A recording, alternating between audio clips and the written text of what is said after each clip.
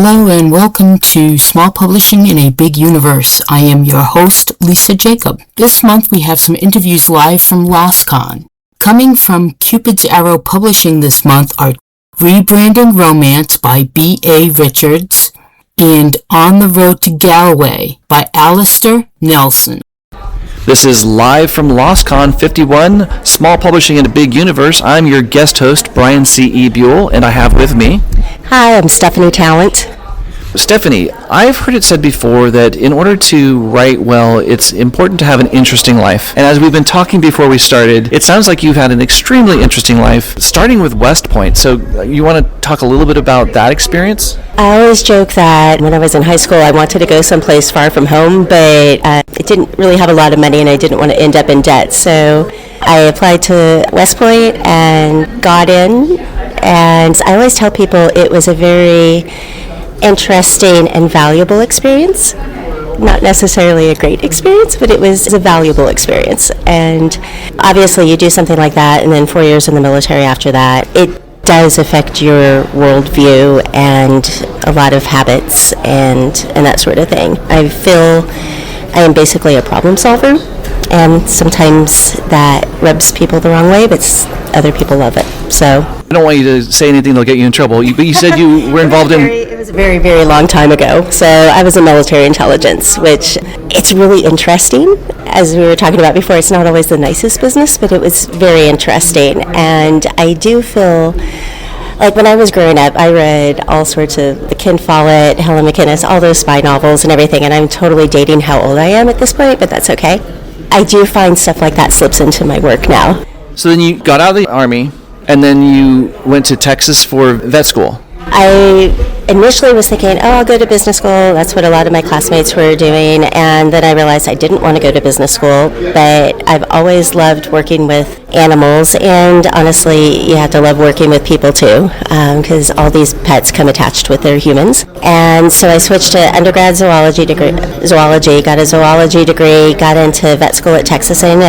And yeah, I was born in California. I missed the beach. And so I wanted to move back, and I flew out, got a job, and back in California since then. Obviously, from this background, you must be writing about intelligence officers that are seeing to make sure that animals are healthy.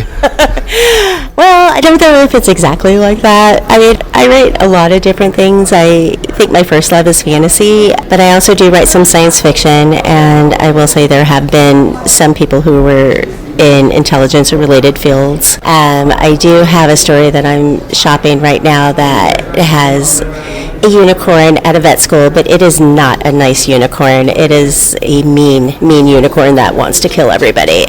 And honestly, the inspiration for that unicorn was when I was at Texas A&M, you had to do both small animal and large animal rotations. I chose equine, and on your large animal rotations, at a certain point you had to stay overnight in this nasty bunk room, and you had to get up in the middle of the night and do all the treatments. So there was this quarter horse mare, and nobody warned me that this mare was going to try to kill me. And she's like, I have whatever, I don't even remember what medication it was, but I had the medication ready. I go into the stall, and then she's chasing me around this concrete stall, kicking at the walls. Somehow I managed to get stuff down her throat and got out of there without getting killed, but so stuff like that does find its way into my work occasionally. Where along your life's journey did you sit down to start writing? What point did the inspiration hit you? And was there any particular event that caught you that suggested that you should start writing? I've always been a voracious reader. My mom was totally into mysteries. She had her bookcase full of Agatha Christie and Ellery Queens. I read all those. My dad, he read a lot of Stephen King, so I started reading that. But even before then, I kind of made my way through the kids' library, got all the little silver stars for reading everything. And I think it was when I was in fourth grade, there was the summer writing program. And so I got to go, and I still have, my mom had kept the little cardboard book that they mimeographed or whatever, it bound and whatever. And I had, it was just so funny because I'm looking at what I wrote and I was like, wow, I still kind of do some of the same themes. So I would say I've been writing off and on ever since I was a child, and it was just kind of up and down over the years. I wrote some when I was at West Point, some really hideous stories that were influenced by Jay McHenry and really bad. And then I started writing again seriously, I think it was like 2018, and started doing workshops, a lot of classes, a lot of writing. Right around 2019, early 2020, before COVID, I signed up to do this writing challenge where I would do a short story a week. And so that, I will tell you, if you can make yourself finish a short story a week, and I'm not talking flash fiction, these were, I think, on average between probably somewhere that, I think I counted it out once, it's over 3,000. I don't think I was averaging over 4,000, but it was a good amount of writing.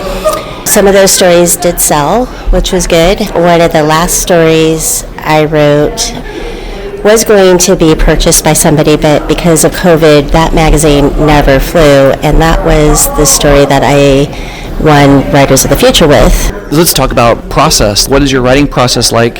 And then maybe when closing, if you were to talk to somebody that's up-and-coming writer just trying to do what you've done, what's your favorite writing advice you might give them? Can I start with that? Sure.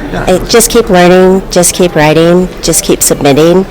I can't even tell you how many rejections I've got, but it doesn't matter. I mean, it's like you believe in yourself and you just keep putting it out there and you'll find your readers. I think there is writing that can be empirically bad. Okay, but I think a lot of it too is you need to find, and this is something that's not even within your control a lot, but you have to find the right editor of a magazine that it clicks with, and people's tastes are different. I don't think I'll ever sell anything to Clark's World, but I don't think I'm the writer for him. But there's other people who love my stuff and buy it over and over again, so that works too. Well, thank you so much. This has been Stephanie Talent, and this is Small Publishing in a Big Universe. This is live from Loscon 51, Small Publishing in a Big Universe. I'm Brian C.E. Buell, and I have with me Brandon Case. Let's talk a little bit about your writing. How would you describe your fiction? And I know that you write a lot of short stories. Do you have any short stories in your collection that are your particular favorites? Yeah, my fiction tends to run a little bit dark, sensuous, poetic most of the time. Brandon Sanderson called it cognitively demanding, so be warned there. As far as the recent ones that have come out, I had a piece with Flash Fiction Online earlier this year that I really love called 8 Legs of the Mother Hunted, which came out on Mother's Day because the editor is wonderful and has a sense of humor. It's an anthropomorphized spider mom who's running away from hunters in a forest that are shooting at her babies. Where do you usually draw inspiration for your stories? It kind of depends on the story. A lot of times I'll get some sort of feeling or image that I want to write to, and then that kind of meshes with if there's like a prompt or whatnot. I write for the Apex Magazine Flash Fiction Contest every month, and they have a theme.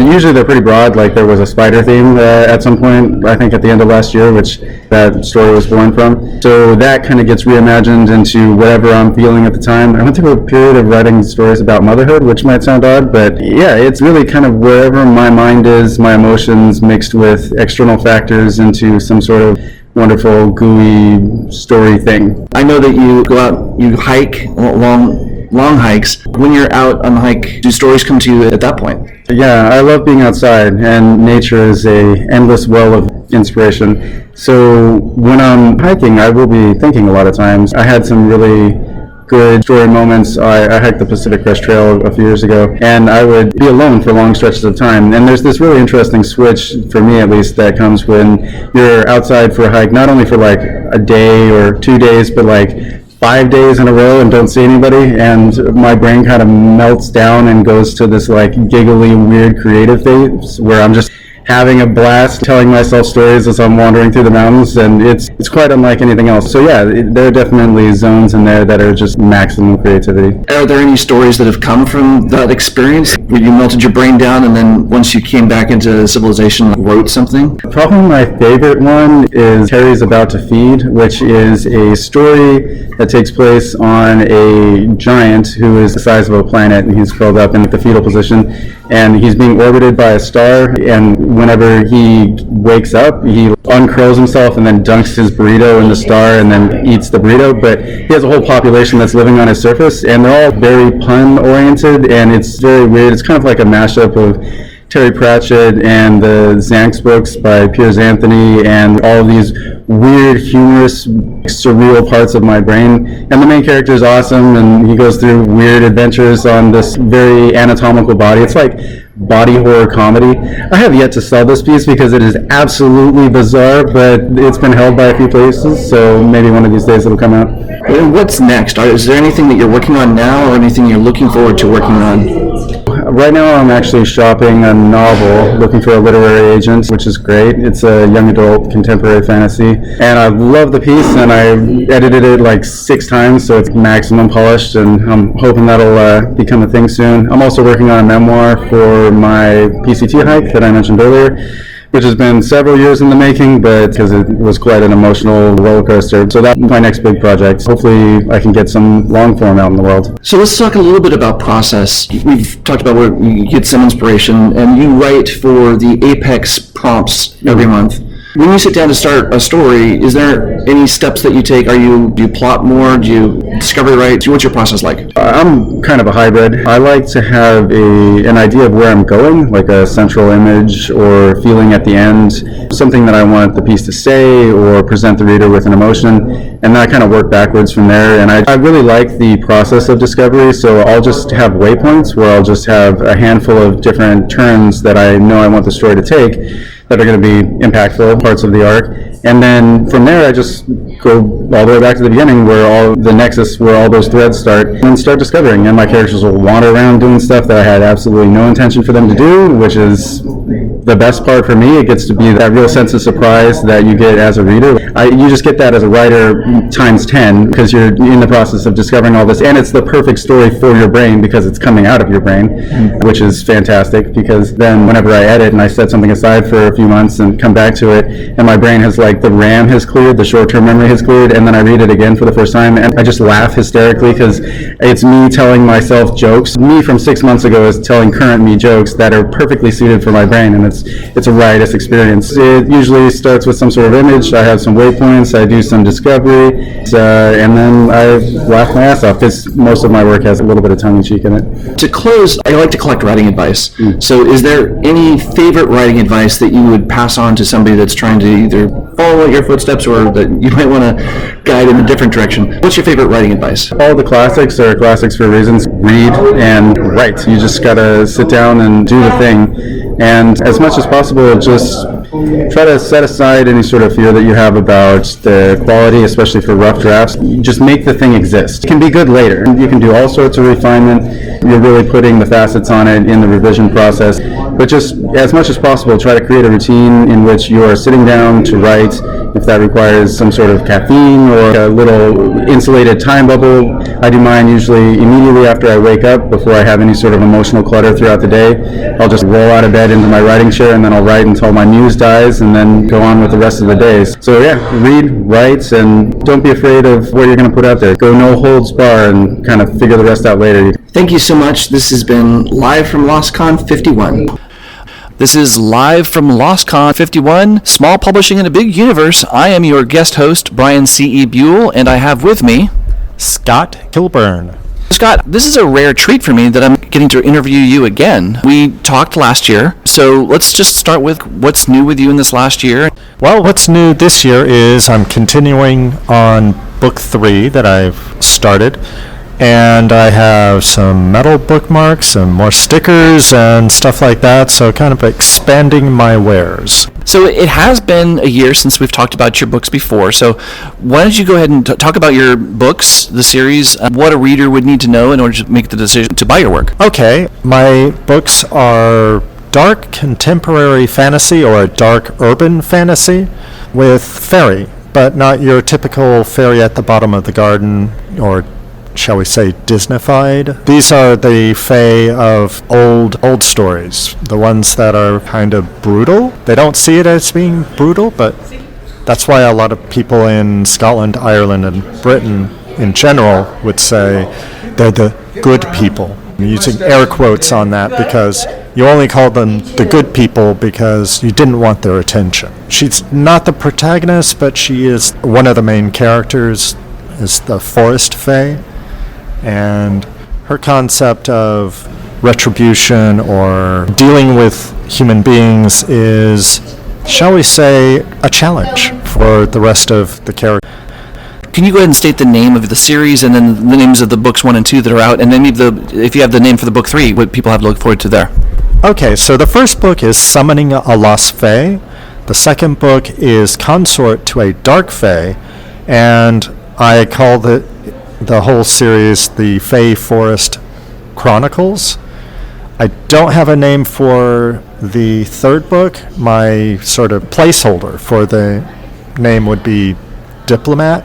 It's probably going to be something like that because once we get to book 3, all sorts of things are happening where the Fae world is wanting to return back to Earth, and human beings are not too happy about that. Let's talk a little bit about process, what your primary process is for writing these stories, and then touch on what's changed since last year and like how your process has improved or grown. Process in terms of writing? Yes.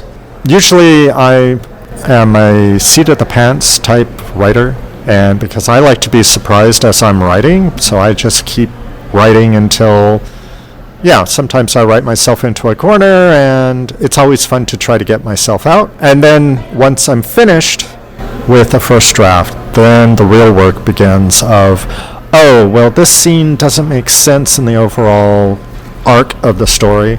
So I'll be cutting scenes, maybe adding others to smooth over rough spots. My writing group is pivotal in keeping me honest so that I can, this character makes sense or this other character doesn't make sense, and I don't understand why everybody did this action instead of something else, or those types of questions come up and I go, okay, so I need to fix those. So writing is mostly rewriting and editing. As you're working on this book 3, is there anything that you've learned that... I'm learning how to do a full-on world building in this case because book 1 and 2 the setting is primarily our world, our contemporary setting with Los Angeles suburb and the surrounding environs. Book 3, we go into the Fae realm and what that entails. What does it look like? Who's there? What are the factions? It's not like they're this monolithic society and everybody's, yes, we all want to do this. No, there's all sorts of different factions and groups, and they all want to do their own special thing because the one kingdom will say, hey, now we're on the map because we have this doorway to Earth, and this kingdom was the wretched backwater of the world, and now suddenly is the bright spot on the map. And all the other kingdoms are like, hey, wait, we gotta shut this down. And then they realize, maybe, and then individuals are like, how can I make a quick buck? Or gold piece, or whatever they're going to exchange. There are reasons that everybody wants a little piece of, or a big piece of the doorway between worlds. And that was another thing throughout the series was the first book, there's this portal gets opened, and it kind of stays on the semi-QT. By book 2, everybody knows about it, and they fight over it, and they've kind of come to an uneasy truce, and then book 3 is, that truce is extremely uneasy. Emphasis on uneasy, not easy. So, is there anything you'd like to say to potential readers or people that are interested in your book? And it could be writing advice, but what would you say now at this point? As far as writing advice, best advice I've gotten is keep writing and understand that there are people who are going to disagree, and you have to take that in and be honest with yourself that they could be right and I need to change it. Your first draft is that. It's a pile of bleh. And needs to be revised. What I'm planning on or doing is trying to get the other books out and hopefully join me on my website, scottkilburnwriter.com, and find out when the next convention I'm going to be at or when the third book comes out and the other books that I have planned too. Thank you so much. This is live from Loscon number 51, Small Publishing in a Big Universe. I'm your host, Brian C.E. Buell, and I have with me Kendall C. Stark. I write sci-fi novels. Tell me about your sci-fi novels, what a reader would like to know in order to help them decide to buy your novels. My debut, which is the only one I have out right now, is the first in a trilogy. It is about a dark academy that kidnaps its students and brainwashes them into ruthless killing machines in an elite super soldier program. It's dark academia, it's sapphic, and it's a lot of found family vibes. Were there any particular inspirations that led to you writing this novel? I've always wanted to tackle a novel that reflected my time in the mental hospital, but I never really had a good idea until I watched a documentary on Netflix about schools in the USA would stage kidnapping. The parents would pay the school to stage a kidnapping and then bring their children to this horrible academy that ran on points and would try to break them psychologically and brainwash them into being more like civilized kids. And I really loved that idea, and so I kind of made it into a dystopian, but a lot of what I wrote is a real thing that happened. So completing a novel, getting it published, getting it at a booth, all of these are really huge milestones. Do you have any kind of support network that's been with you along the way, or anything that you want to talk about that's helped you get to where you are? I think that the biggest thing that helped me publish my novel and the biggest part of what makes the novel so great is my best friend and editor, Apple. I call her Apple. Her name is Hollis Tide. And I showed her the novel when it was still in the beta phases, and she really helped me. She took my psychotic ramblings and turned it into real art, and I wouldn't be anywhere without her. That's really excellent. How many books are in the series? 3 planned, but only 1 is out. Is there an ETA for the next book? Late 2026, maybe November-ish. And where can your books be found? They're on Kindle Unlimited, and they're also on paperback on Amazon and Ingram Sparks. Before we started this, you said that there's some interesting things to talk about with your process. Can you tell me a little bit about your process and how you go about writing these books? I'm a definite planner. I like to plan out everything that happens in my novel. It kind of makes me feel like a god, and I really like that feeling, but I have to have it all planned out in advance. But as soon as I have it planned out, I can pump out a draft in 3 months tops. I use sprinting in order to write as quickly as possible. I can average about 1,200 words an hour, and then once the first draft is done and I figure out all of the plot holes out myself, I will give it my editor, and she'll kind of take that and okay, well, this doesn't make sense, even though I checked it for plot holes. There's always going to be something that doesn't make sense and something I miss, and she really helps a lot with that. And she'll say, you should do this more, this character needs to be a bigger part, they're really strong. And then after we've gone through it, I'll send it to a line editor for grammatical stuff, and format, publish, and then done. It's a real scientific method kind of thing. What about cover art? What are you doing for cover art? I actually hired a comic book artist to design the cover of my book, because when I first had the idea, I wanted it to be a comic book, and I saw it, I outlined it with the images of a comic book, and so I wanted to look and feel like it was like a manga or a graphic novel, but it was words because I do words. So I hired her, and she really brought my ideas to life. And I was really happy about that, and now I still get questions like, oh, it's an actual novel with words. I'm like, yes, but it looks like a comic. So you've got some books planned for the series. Is there anything else in the back burner that you're thinking for the next, or is it just continuing with the series? The next novel I'm actually releasing is a time travel mystery, totally different. It's called Kidnapping History, and it's about a time traveling detective that works for the FBI and solves crimes where people try to change history. And I like to say it's a cop book without it being propaganda. That's kind of like what the vibe is. Well, I like to collect writing advice from various writers, and what is your favorite writing advice that you would pass on to somebody else that is coming along trying to do what you do?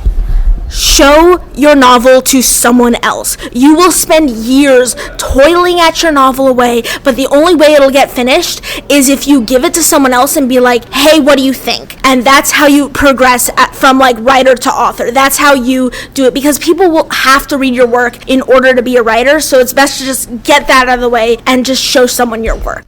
Well, thank you so much, Kendall. It's been really great talking to you, and this has again been live from Loscon number 51. This is live from Loscon 51, Small Publishing in a Big Universe. I'm your guest host, Brian C.E. Buell, and I have with me Tony Young. I went under the pen name T.L. Young. Do you mind if I call you Tony? Yes. Is this your first Loscon? No, actually, I've been going to Loscon since 2001, around there, and then I skipped the last 10 years. How does this one compare to your previous experiences with them? I feel it's a little smaller, and I've been noticing that the children have all grown up and moved away, and we've joked about that. There's a Star Trek panel, there's nobody under the age of 40. I'm being generous. And they said, well, do you know where you are? So it was pretty funny. But yes, we're getting up there, but I think that I've met also a lot of young writers here too, a lot of young fans and aspiring writers. So it's pretty hopeful. Have there been any standout moments this weekend for you? The escape room, I believe it's my first one. And I've learned throughout the years that it's not about how much money you spend in the dealer's room, it's the experience. So I purposely sought out things that just would be a unique experience for me. You're a writer? I'm a freelance writer. I've written poetry, novels, one is self-published, and goes work another self-published novel called Grown from Busan, which is on Amazon. But I'm primarily an independent film screenwriter. As we were coming up here, you said that there's a short film that you wanted to talk about. Oh yes, actually I completed a feature film called Mickey's Summer Resort, and it was first sold to Troma, which is the first company that James Gunn worked with, and to have his career would be great. In all seriousness, Troma streaming service isn't going to make you millions, but I'm also on Film Hub as of a few months, and it's been doing pretty well. It's a niche market, but I've always wanted to do teen comedy and speak my truth about this particular community, and to be able to do it that way with that much anger and gusto, I feel it's a good. So tell me a little bit about the filmmaking process and what all the roles there are that you had to take in order to get the film created. It helps to be working for an independent film company. However, my experience has been, once you write a script, the director looks at it, throws it out, so okay, I'm going to do it my way. And that's been the general template. But you stick with you work alongside the director, and when you really gain his trust, then you can really collaborate, which is how we did Samurai Cop 2, the sequel. It was much more grounded and much more a stronger Asian American presence in terms of its style, and not necessarily the casting. It was a fairly good film. What are the kind of major differences between writing process for whether you're working in your own stories or whether you're working on a script for a movie? Yes, I'm experiencing that right now because of AI. When you write a screenplay, you don't have to be so descriptive. You're not writing a Greek tragedy, the rosy-fingered dawn, and the sunset, and the ship sailing out, and person looking out to sea, and the anguish on his face. All of that is up to the actor and the director. So you're basically just writing screen directions that are just simple, and just allow the actor to trust the actor's process. And dialogue doesn't have to be completely wordy. You're not on stage. You don't have to describe Thornton Wilder's town in the background because you're going to see it. Essentially, just keep it simple. So setting is handled in the camera, whereas in a short story or novel, it's all up to you. Well, yes, although you should try to be as descriptive as possible to convey the mood you want to convey, and describe a set that you want this particular scene to be set in. You don't have to overwrite it, and I think AI does that a lot. And I think there's a reason for it, which I haven't figured out yet. So you mentioned AI a couple of times. Where does AI show up in your processes? Well, only because a certain production company would hire you and they're suggesting you use this program. And I'm trying to avoid it. But I think at this point, I think we can just generate it and I'll just revise it from there. I think you just gotta trust that you know the story you want to tell and the computer doesn't. Let's talk a little bit more about process. A lot of our listeners are working on short stories and novels. What is your main process for working on those, and how would our readers relate to those things? To start, I always Repeat what Lewis Carroll said in Alice in Wonderland. Begin at the beginning, go through the middle, and when you get to the end, stop. Essentially, you have a voice, you have something you want to tell.